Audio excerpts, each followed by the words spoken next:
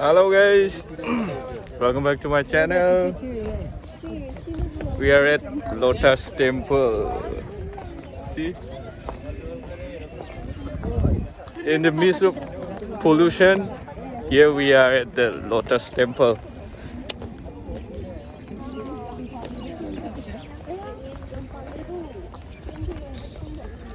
Yeah, my friends.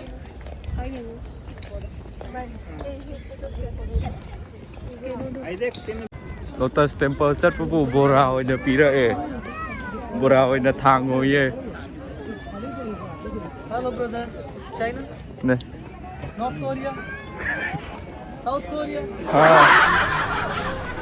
Xí ở một thầm đây này.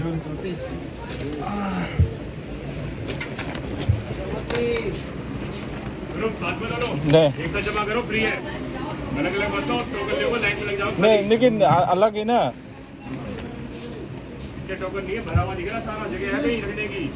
लेकिन अलग है भाई आने के टाइम में मुश्किल होगा फिर टाइम एक बार में नहीं आने से हाँ ये लो बोतल पकड़ो साथ में होना इनके जाओ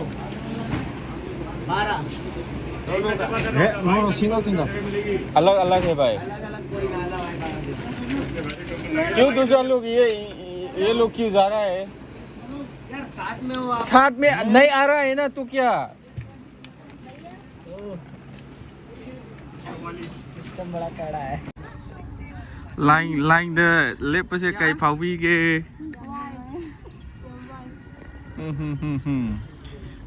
दोबारा बोल हेलो हेलो तूने क्यों करा था उसको rules and regulation yamanbagi akhoi changma ngamdre changningdreba adugi changdabida hal thoe tu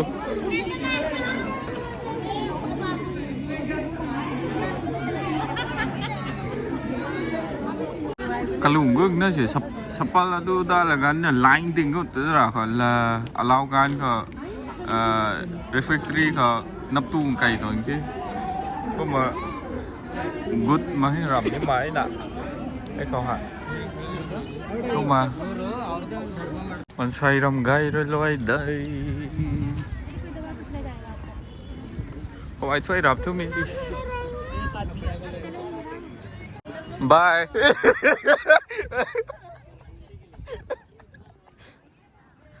tao không có lá đậm thế cũng mà hắn đã rằng thế kể tao thôi hắn đã là kỹ na muốn đi cá có nắp tủ sắm có từ là nắp tủ thế anh nuôi đi anh nuôi hay we made up again we made up after a lots of appointment being made and finally we get to meet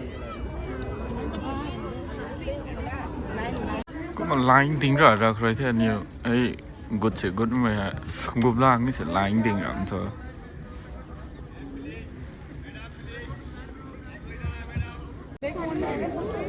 Lotus Temple chalaga si bura achiba hoina pu haiba sidi adune mi khuchin je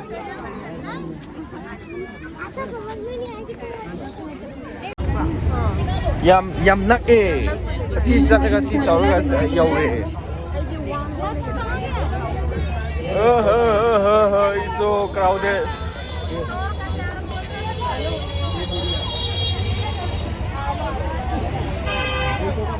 we are heading back to Monirka. Yes, Monirka is the best. Monirka, way to Monirka. Mimi Singzu kaksu natte lo yaurani. Ado kana na sama yam ge do yeng minarse. Mukbang tauge. We the Singzu family, we will be having Singzu. And by the way, how is my glass?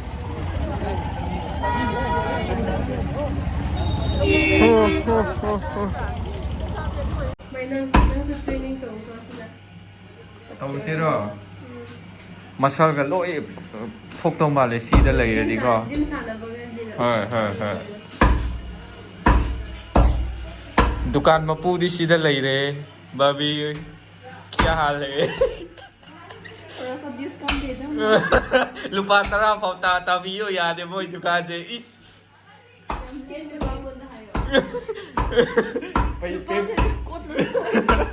Payment तो वो लोग का हाय अभी discount मिल पत्रा क्या महाबली मुनिका लाख पसीदी इस सोर फुनगे तवे चित मंदना बिल्डिंग में आप से ये मुने so congested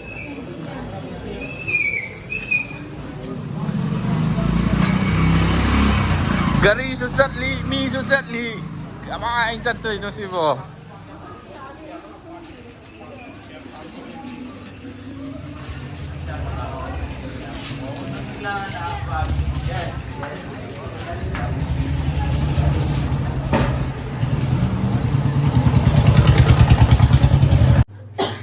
thắp không từ ngày để si hành là si hàn là appetizer cái nó đang tàu được noodles tàu được rồi yum kia nó tàu ý cô 2x 2x spicy 3x rồi đi phá đâu đi he 2x rồi khai đi em 예름 vậy yum được cô aku yum đã hati mình spicy noodles bị giảm yum hậu tiệt ora ngasi cái pink sweetness supple lagi ora pink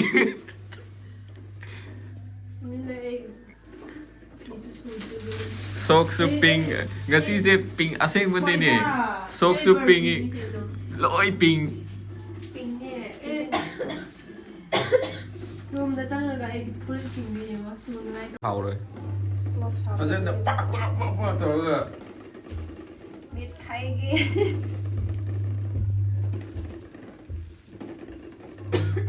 paprika rất tiếc bỏ ấy còn dạ đây là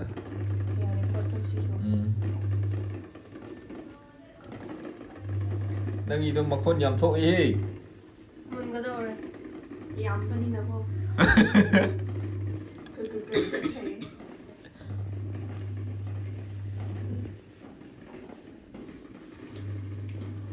voice processor đi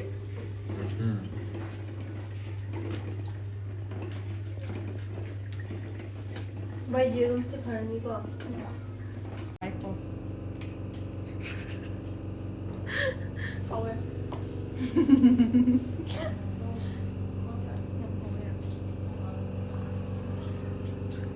vlog này có cái máy chứ là luôn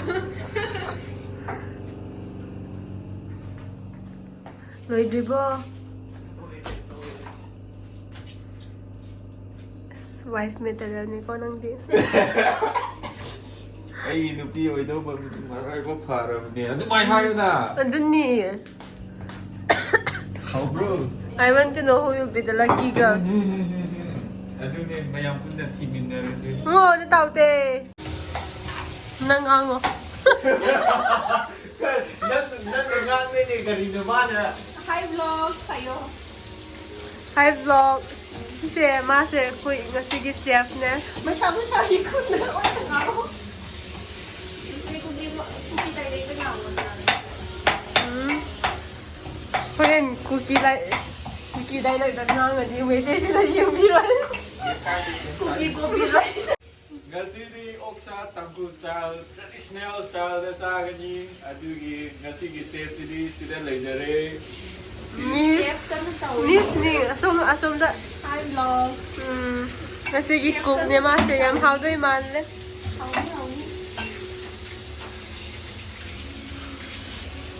sina tenar gi mapu Mister anh là si xem bani maroi se hào rồi đi đâu đi tăng số đi sao rồi số hào nó chăm phụt thùng đôi ba lỗi hai là si chưa hấp bên đi nó si đi ốc sa đó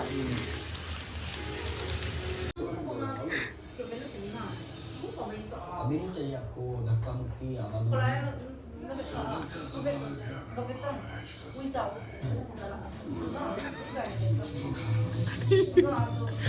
ꯑꯩꯈꯣꯏ ꯂꯥꯛꯄꯒꯤ ꯌꯥꯝ ꯋꯥꯅ ꯊꯕꯛ ꯑꯣꯏꯅ ꯄꯤꯕꯤꯔꯦ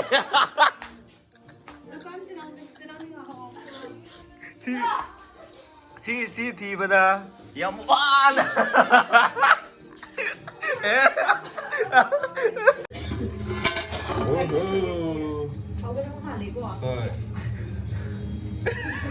ꯍꯧꯗꯗꯤ ꯃꯁꯛꯇꯣ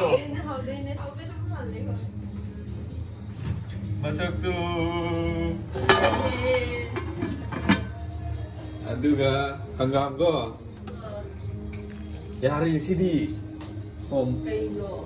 ꯅꯠꯇꯦ ꯑꯩꯗꯤ ꯑꯗꯨꯝ ꯊꯣꯡꯉꯤꯕ꯭ꯔꯥ ꯈꯟꯕ 이론바두디 시 이론바 아우르니 시죠 짜바 마탐다 뭐 웃라게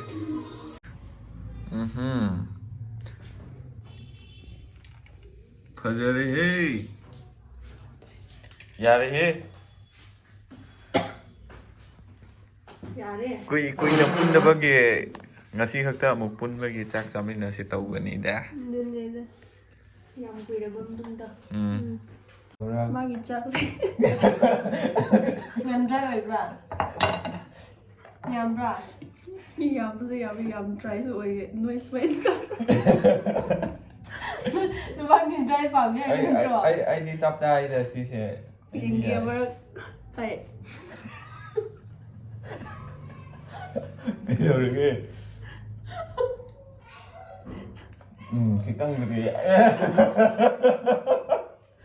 두니바 객강들이가 와띠 시 나가 자야지 비탑 자니 그래 인거 너희 내 양반 거기 자야지 이거 그래 나네 아우이다 또 뭐이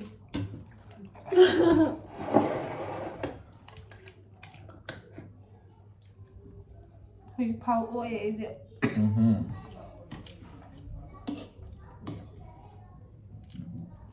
저 낭비 메트로 쫓아요. 아와 톰이야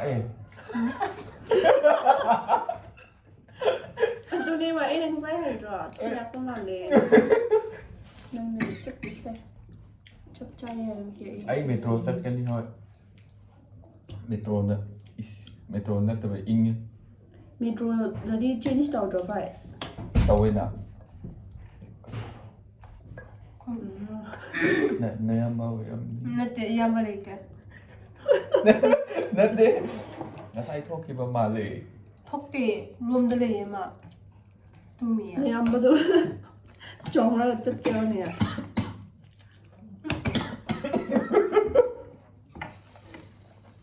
하왜 톰 이렇게 짱야 Sat đâu ne.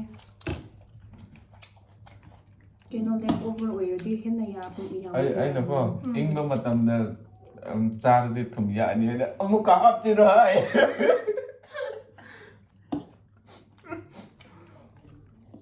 In nó hay được hấp ta là biết được aduh ini pak ai đem masak kale masak đi bao giờ rồi Hawe dia hawe pak Wait đó hawe sih Di ko ba Korean metro da 18 la ke duga metro mang da nang auto lo ko ba nang người thanh ta muốn hành bất kỳ đâu mình ta được si nó bất kỳ đâu Magi kali ne ne rồi su Cái kỳ đấy nó sum hành bên đây đó anh tum thok ne này đó no after 12 and 24 5 giờ Ôi rất là phải là đi nuôi cái gì thế kỳ ấy đi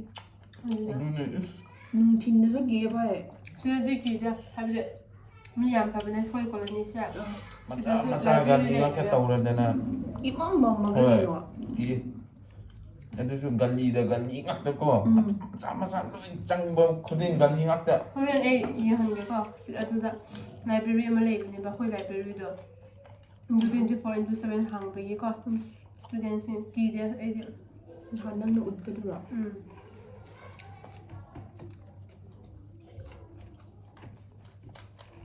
มี educated สิ่งที่ตั้งสิ่งนี้แบบ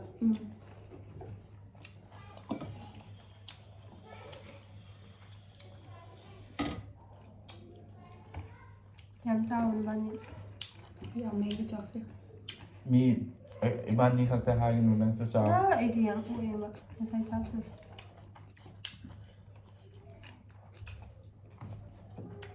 เอาวะจับสิกะชีกิเทาสิกะอันช่างสิกะจับใจ มวยจับมันดังอยู่ดิใครจะคอยจับเนี่ยยังจับได้ไหม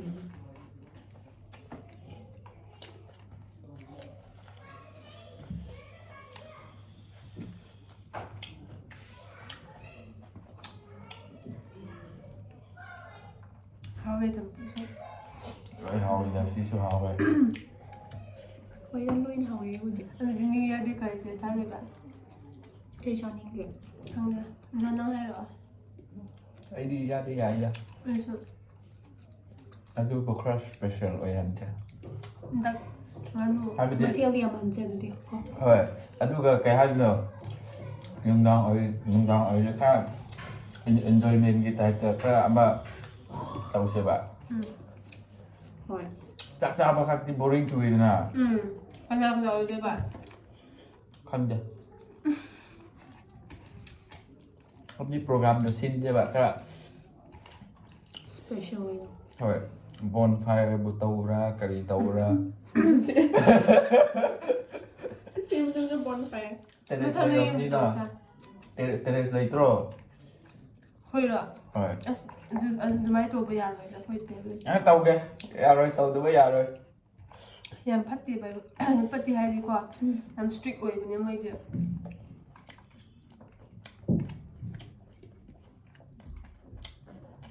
Nơi em tổ gì à? Người thằng gì cũng会. Cháu đi mang được. Một sai qua. Rồi. Cái nào mà nó.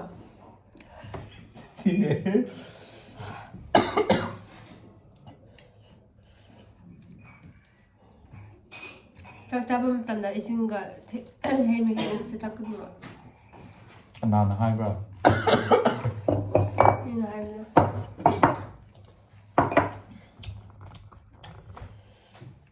Science background lên lấy được phần như này. 이게 해비 누가? 뭐야 잠깐. Wow. Bạn đi taxi qua. Same figure. Vậy đi. Cái thôi, college mate. Đã sen sụp tàu từ bây giờ bạn đi khám rồi nhé. Nè, cái nó không như vậy. Cốc như vậy. 왜 이렇게 빠르게? Đó. À tôi phải kita ngồi để phải. Thôi kita ngồi At ngồi least. đi thôi. Anh đúng nghiêng của nó sắp ra ngoài đi là nơi này mình sẽ sửa. Anh đúng. 너 선생님은 그래. Anh đúng đi được là đúng hay đó. Anh đi ghen tàu cho anh đúng masa matan dah wagau buat muk tàu dre dana. Anh đúng hanjal lah kini ba. Han ni pibam dah. Chắc đi cha rồi em nè. 자대야. Sao được vậy nhỉ? Cái số vets cũng ba. Anh đang ngồi đi ngay đi có. Sắp xa rất kìa ba. Anh đúng support gumba noodles gumba yang basah ba. Ý đi chắc cũng đi chạy đâu. Em là cha rồi sao? 너 bây giờ là Cái tôi số weight gain đầu này ngay chắc cũng đi pump đi. Peanuts cũng ba. Cái nó cũng bên lì rồi. Butter cũng là trong cuốn đi kiếm là pump. Butter budi palm ya, tu bu peanut di talle. 어디냐? Cái thì không như nhiều. Kiếm là pump gì à? Peanut di hanya dah. Buk tu direct attack tau ye. Buk sai. Cơn bro. Bro bro. 그럼 말이야. 아무도.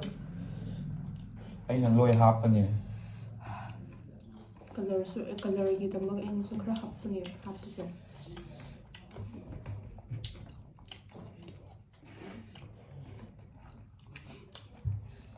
Christmas ni kau ingat mu tahu ke ya?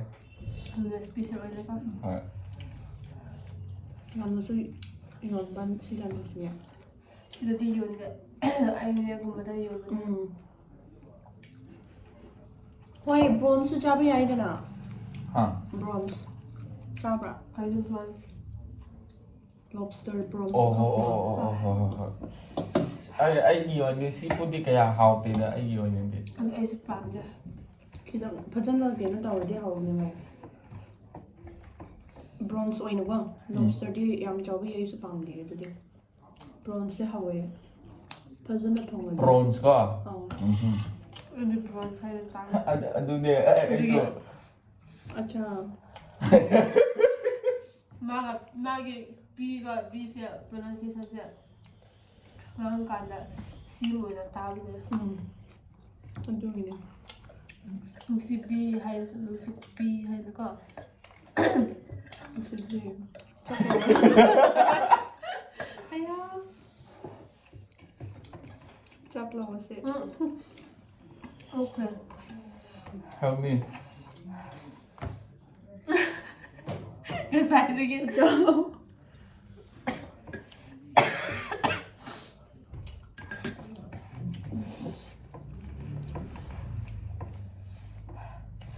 모록 사다. 샤이 회. 그래서 하래. 통ba hꯧꯗ꯭ꯔꯤꯉꯩꯗꯒꯤ ꯍꯧꯔꯅꯤ ꯍꯥꯏꯔꯒ ꯂꯩꯔꯕꯅꯤ ꯑꯩꯈꯣꯏ ꯍꯣꯏ ꯁꯣꯏꯗ꯭ꯔꯕꯅꯤ ꯍꯥꯎꯋꯦ 하루에 ꯄꯨꯛ ꯊꯟꯈ꯭ꯔꯦ ꯑꯩꯁꯨ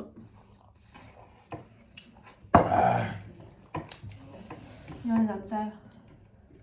ꯆꯥꯔꯦ 난 누빠네. ꯑꯗꯨ ꯌꯥꯝ ꯆꯥꯕ ꯅꯠꯇꯦꯕ ꯑꯩ ꯌꯥꯝ ꯆꯥꯗꯕꯩꯅꯦ ꯌꯥꯝ ꯀꯪꯉꯤꯁꯦ ꯆꯥꯕ ꯉꯝꯗꯕꯩꯅꯦ ꯑꯩꯒꯤ ꯏꯟꯇꯦꯁꯇꯥꯏꯟꯁꯦ ꯑꯗꯨꯝ ꯃꯁꯥ ꯃꯊꯟꯇ ꯆꯥꯛ ꯆꯥꯗꯕꯒꯤꯀꯣ ꯑꯗꯨꯝ ꯄꯤꯛꯁꯟꯈ꯭ꯔꯦꯕ 난 하이바. ꯑꯩꯁꯨ ꯁꯥꯏꯟꯁ ꯇꯝꯃꯛꯏ ꯀꯩꯅꯣ ꯆꯥꯕ ꯆꯥꯗ꯭ꯔꯗꯤ ꯑꯗꯨꯝ ꯃꯁꯥ ꯃꯊꯟꯇ ꯑꯦꯗꯖꯁ ꯇꯧꯕꯅꯦꯕ ꯑꯗꯨꯝ ꯈꯤꯇꯪ ꯃꯣꯏꯅ ꯆꯥꯔꯒ ꯍꯥꯏꯌꯦꯗꯅ ꯏꯁꯤꯡ ꯊꯛꯑꯣ ꯍꯥꯏꯅ ꯏꯁꯤꯡ ꯊꯛꯑꯗꯤ ꯀꯩꯅꯣꯗꯣ ꯌꯥꯝ ꯀꯩꯅꯣ ꯇꯧꯋꯦ ꯍꯥꯏꯅ ꯑꯗꯨꯝ ꯈꯤꯇꯪꯕꯨ ꯆꯥꯔꯕ ꯑꯗꯨꯝ ꯐꯨꯜ ꯑꯣꯏꯔꯅꯤꯕ ꯆꯞ ꯃꯥꯟꯅꯩ ꯚꯥꯏ ꯑꯩꯗꯤ ꯀꯣꯂꯦꯖ ꯀꯥꯕ ꯃꯇꯝꯗꯅ ꯑꯗꯨ ꯑꯣꯏꯔꯁꯨ ꯌꯥꯝ ꯀꯪꯉꯦꯀꯣ ꯁꯤ ꯅꯨꯄꯤꯁꯦ ꯅꯣꯏꯕ ꯌꯥꯗꯦ ꯍꯥꯏꯔꯒ ꯍꯧꯖꯤꯛꯀꯥꯟ ꯅꯣꯏꯔꯛꯄꯁꯤꯗꯤ ꯐꯖꯔꯅꯤ 마디 짜오니 짜오니 ꯐꯖꯔꯅꯤ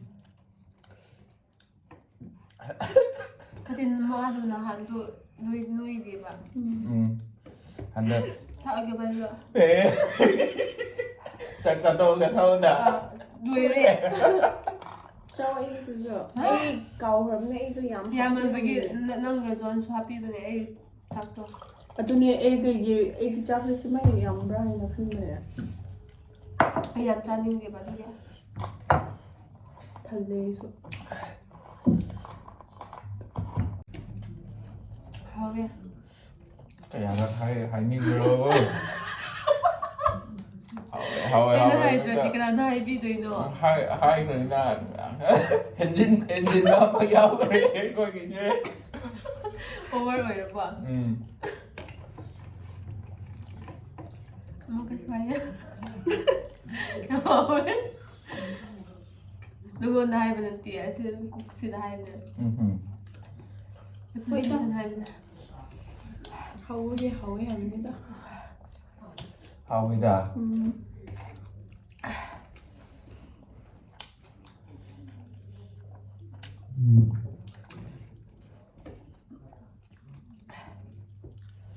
푹 털려서 루실로 ꯑꯩꯁꯨ ꯂꯣꯏꯁꯤꯟꯒꯦ ꯂꯦꯐꯑꯣꯚꯔꯁꯦ ꯈꯤꯇꯪ ꯄꯨꯔꯣ ꯅꯕꯥꯅꯤ ꯌꯥꯝꯃꯜꯂꯦ ꯂꯣꯏꯁꯤꯜꯂꯣ ꯑꯩꯁꯨ ꯂꯣꯏꯁꯤꯟꯗꯣꯏꯅꯦ ꯑꯩ ꯂꯣꯏꯁꯤꯟꯈ꯭ꯔꯦꯀꯣ ꯉꯁꯥꯏꯗꯤ ꯌꯥꯝꯔꯝꯗꯦꯕ I was thinking who is putting this much rice ꯑꯩꯅ ꯇꯥꯛꯄꯤꯕꯅꯦ ꯚꯥꯏ ꯅꯨꯡꯁꯤꯅ ꯅꯨꯡꯁꯤꯅ ꯈꯤꯇꯪ ꯇꯥꯛꯄꯤꯔꯣ ꯅꯪꯁꯨ ꯑꯩꯗꯤ ꯍꯧꯖꯤꯛ ꯆꯥꯔꯗꯤꯀꯣ ꯇꯨꯝꯕ ꯑꯃꯨꯛ ꯌꯥꯔꯔꯣꯏ ꯆꯥꯛ ꯌꯥꯝ ꯆꯥꯔꯗꯤ ꯇꯨꯝꯕ ꯌꯥꯗꯦꯕ ꯈꯤꯇꯪ ꯆꯥꯔꯒꯕꯨ ꯅꯠꯇꯦ ꯌꯥꯝ ꯆꯥꯔꯗꯤ ꯍꯥꯏꯕ ꯑꯌꯥꯝꯕꯅ ꯑꯩꯈꯣꯏ ꯑꯅꯤꯗ ꯍꯥꯞꯄꯤꯔꯣ ꯅꯪꯅ ꯑꯣꯚꯔ ꯏꯇꯤꯡ ꯑꯣꯏꯔꯗꯤꯀꯣ ꯑꯗꯨ ꯑꯣꯚꯔ ꯔꯦꯇꯤꯡ ꯑꯣꯏꯗꯧꯔꯕ꯭ꯔꯕ ꯅꯪ ꯍꯧꯖꯤꯛ ꯑꯃꯨꯛ ꯆꯥꯔꯗꯤ ꯑꯣꯏꯔꯅꯤ ꯍꯥꯏꯗꯦ ꯀꯩ ꯆꯥꯒꯦ ꯁꯤꯡꯖꯨ ꯌꯥꯝ ꯆꯥꯏꯌꯦ ꯑꯩꯗꯤ Ai đi xa rồi bên đi là có Ba chúng ta. đáng thật tới xa rồi bên đi nè.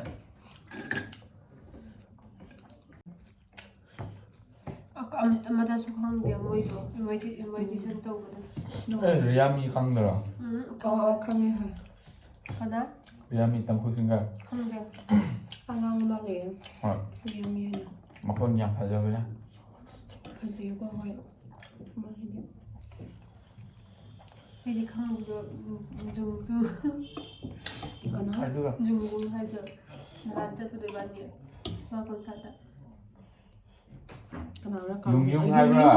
Ở đây nó dùng hay là gì? dùng rất rõ 융용해. nhưng 짜리 먹으냐 어따. có vào gồm tiền cái tâm tạ tâm Cái hai bro.